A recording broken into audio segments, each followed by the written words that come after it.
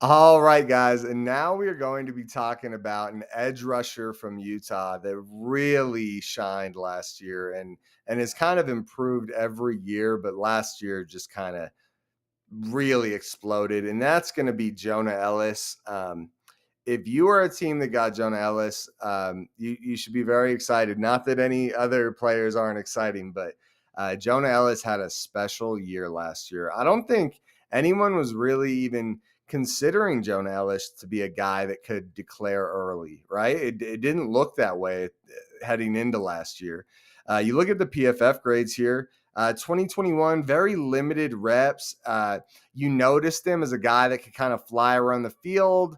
Kind of played kind of he was a edge rusher, but he was this kind of a guy that would just chase down runners. You saw the speed, you saw that he was athletic, but wasn't really wowing you, right? On 118 plays, he had 7 hurries, which is very good. Like looking back, obviously, you know, hindsight is 2020, but looked like a guy that could be good, right? And he has the pedigree of Luther Ellis at Utah, and so we all were excited about him. But in 2021, I don't think you understood just how good he was about to be.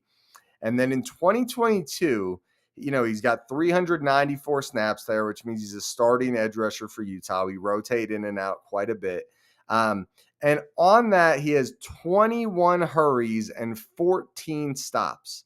14 stops is a huge number, just to give you guys an idea. That means as an edge rusher, that's 14 neutral or negative plays. So almost one out of every 20. It's like one out of every 25 or 30.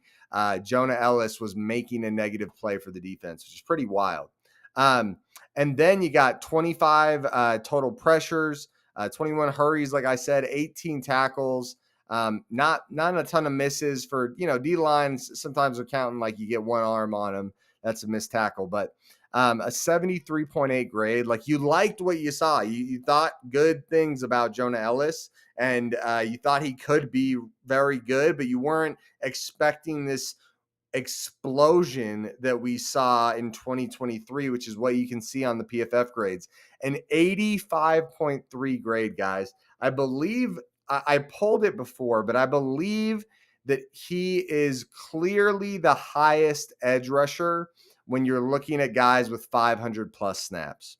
So just to give grade wise, he's not even in the ballpark of anyone else. Don't quote that stat, but it's something along those lines. I pulled it a few months ago. I don't know it off the top of my head, but an 85.3 grade, guys, that's not good. That's elite. And that's going against some of the best offensive linemen in the country, and Jordan Morgan from Arizona and Talisi Fuanga from Oregon State. I mean, he played both of those guys, right? Or actually, he was out against Jordan Morgan. So I spoke too soon there.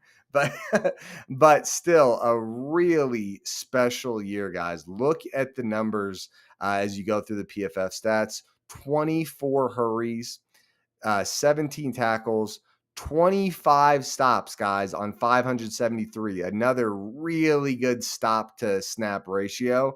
And then you look at the sacks, 13 sacks last year. And for the majority of the year, I don't know how much everyone was following it, but for the majority of the year, he led P5 in sacks. And it was super impressive. He actually led the country in sacks for a while, but he led P5 in sacks for quite a bit of time there too. But a really special player. And you can see the RAS score here. It's good. It's not great, right? But when you look at his RAS score, look at how much is negatively being affected by his height and weight.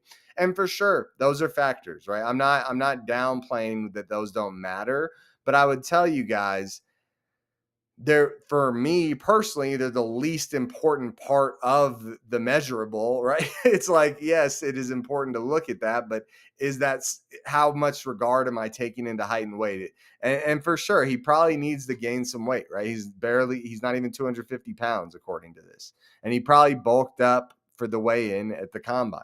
But I think you look at the other parts of the RAS score. You got a really athletic specimen here, a guy very, very fast 3-cone, very fast agility drills.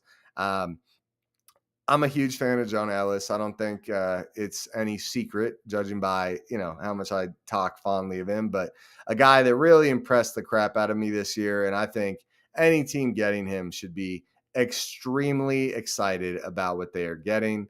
Um, and let's go ahead and look at his draft projection. I know it's probably already on the screen for you guys, but I did not take pictures of these, so is what it is. His draft projection is going to be, according to Draft Buzz, right? That's what I like to look at for all of them, just to keep it even. What is his draft projection? Huh. It's funny, they actually have him compared to Will McDonald from Iowa State. I'm a Jets fan for my NFL team, so Will McDonald looks pretty good. It was a confusing pick last year, but um, he looks pretty good. So they have him listed as a third round pick according to Draft Buzz. So very highly rated. So he's a guy similar to Cole Bishop, where I see him going somewhere on day two. Different than Cole Bishop, though. I could see Jonah Ellis falling to early day three. I think it's stupid if he does fall to day three, but I could see it happening. And I think, go. The highlights are on the screen, right? You guys are watching them right now. Look at how special of a player this guy is. I mean, anyone that could, if you get this guy on day three, you got one of the steals of the draft, right? If you get him on day two, you got a steal as well. I actually, I don't want to get too into it, but I personally feel, I said it a lot last season where I would not be shocked if someone picked him up in the first round, where it feels like now there's not a lot of hype around that, right? But early second is kind of where I see him starting to hit people's boards. Where it's like, okay, like this guy's, I mean, he was one of the better edge rushers in the country, guys. He's very, very good. So that's Jonah Ellis.